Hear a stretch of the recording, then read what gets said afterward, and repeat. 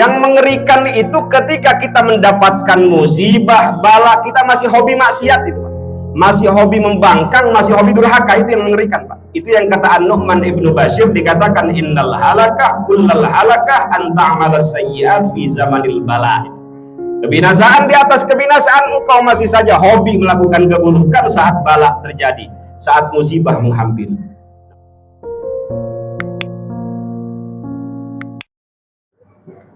Assalamualaikum warahmatullahi wabarakatuh. Tambah maju apa tambah mundur nih Pak Ji? Tambah maju. Sobnya yang maju ya. Assalamualaikum warahmatullahi wabarakatuh. Alhamdulillahi rabbil alamin wa bihi nasta'inu ala umurid dunya waddin. Wassalatu wassalamu ala asyrafil anbiya'i wal mursalin sayyidina wa maulana Muhammadin wa ala alihi wa sahbihi ajma'in. Mari sama-sama Bapak Ibu, Allahumma a'inna ala siyami wal qiyami wa tilawatil Qur'an. Allahumma la tahrimna ajra siyami Ramadan. Allahumma la tahrimna ajra qiyami Ramadan. Allahumma la tahrimna ajra lailatul qadr rahmatika ya arhamar rahimin. Walhamdulillahi rabbil alamin. Hadirin jamaah salat isya dan tarawih Masjid Jami Nurus Salam Kemhan yang dimuliakan Allah Subhanahu wa taala. Alhamdulillah, dalam kesempatan yang mulia ini di hari yang ke-7 apa ke-8 ini? Hari yang ke-8 puasa kita. Mudah-mudahan puasa yang telah kita lakukan, tilawah Al-Qur'an, qiyamul lail, tahajud, duha, seluruh ibadah yang kita lakukan dicatat sebagai amal soleh, amal baik yang dapat memperberat timbangan kebaikan kita di akhirat. Amin amin ya rabbal alamin. Pada malam hari ini saya ingin menyampaikan satu tema yang mungkin gak lama, paling 5 menit aja Pak ya. Nanti diingetin paling lama 10 menit. Ada 3 amal yang pahalanya tidak terbatas. Pertama, pahala sabar. Sabar ini mudah diucapkan tetapi sulit dilakukan. Kapan sabar itu dapat pahala? Kata Rasulullah Shallallahu Alaihi Wasallam, as-sabru 'inda sadmatil ula. Sabar itu pada pukulan pertama, artinya pada saat musibah terjadi. Nah, di situ kita diuji apakah kita nerima, sabar atau ngomel atau mengeluh. Jadi sabar itu di pukulan pertama. Adapun kedua, ketiga, keempat dan seterusnya bukan lagi sabar Pak. Itu namanya sadar. Ada orang ketika mendapatkan musibah keserempet mobil gitu, yang pertama kali keluar apa Pak? Kebun binatang gitu. Terus setelah itu ya udah dah sabarin aja. Itu sebenarnya bukan sabarin, sadarin aja. Nah, ya kalau begitu udah nggak dapat pahala itu. Nah, ketika kita keserempet mobil, nah saat itu apakah kita sabar? Kalau sabar insya Allah seterusnya akan bisa bersabar. Ini memang sulit tapi harus kita latih. Berat tapi harus kita upayakan karena ini amalan berkelas ini Pak. Karena itu tidak salah Allah Subhanahu wa taala berfirman, innama yuwaffas sabiruna ajrahum bighairi hisab. Hanya orang-orang yang sabar yang pahalanya disempurnakan di sisi Allah tanpa batas. Tanpa batas. Ini luar biasa. Para ulama membagi sabar ke dalam 4 bagian. Mudah-mudahan bisa jadi oleh-oleh. Pertama, sabar dalam menjalankan ketaatan. Ya sholat, ya zakat, ya puasa, ya haji bagi yang mampu.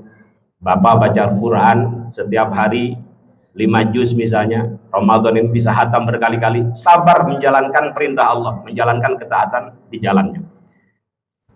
Yang kedua, kata para ulama, sabar meninggalkan atau menjauhi kemaksiatan, baik maksiat lahir maupun maksiat batin. Maksiat lahir misalnya zina, mabuk, judi, judol, naon deui, dan lain sebagainya. Maksiat batin, riya, ujub, takabur, hubbud dunya, hubbul jah, cinta kedudukan, cinta penghormatan dan lain sebagainya.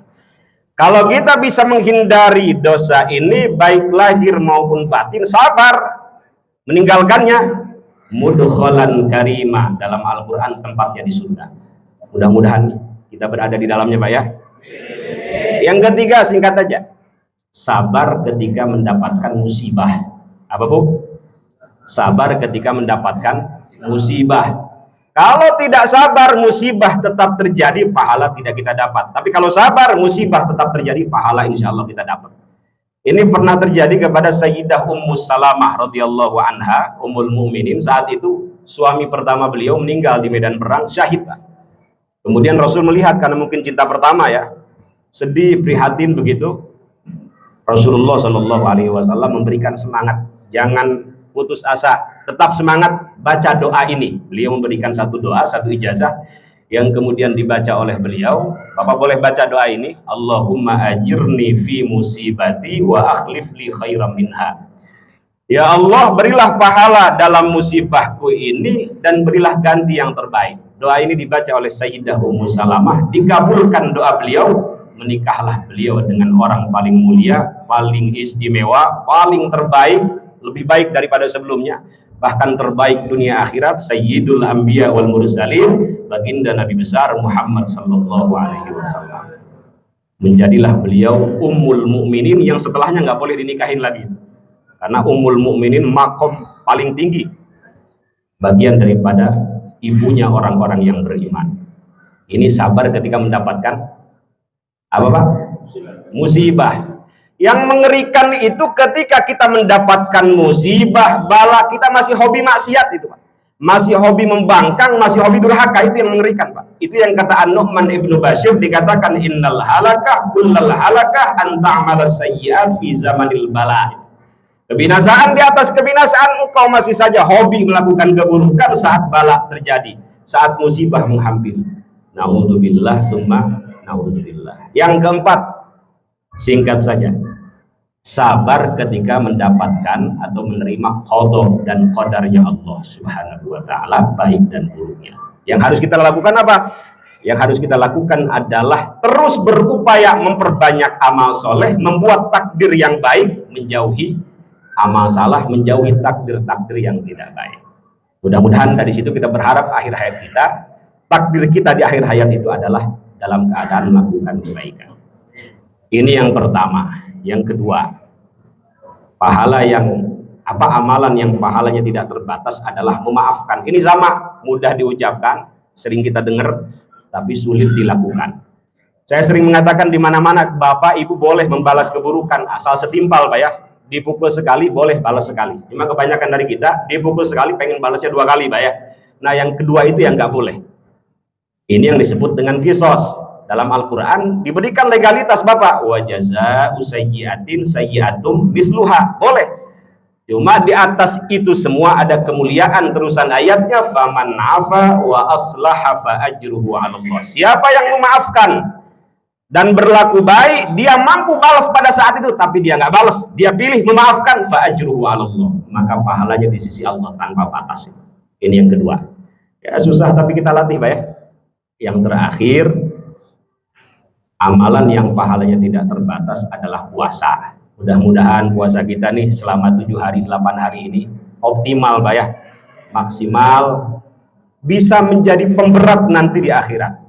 1 hari saja kata Rasulullah, puasa yang dilakukan dengan ikhlas di jalan Allah, dalam hadisnya, man shoma yauman fi sabilillah ba'adallahu wajhahu 'anil nari 70 kharifan. Siapa yang puasa di jalan Allah 1 hari saja, ikhlas karenanya, maka Allah akan menjauhkan wajahnya dari neraka sejauh 70 tahun perjalanan. Dalam riwayat yang lain 100 tahun perjalanan. Dalam riwayat yang lain, kenapa puasa ini kok pahalanya tidak terbatas? Allah sendiri yang mengatakan. Kata Rasulullah, kullu amal ibni adam lahu.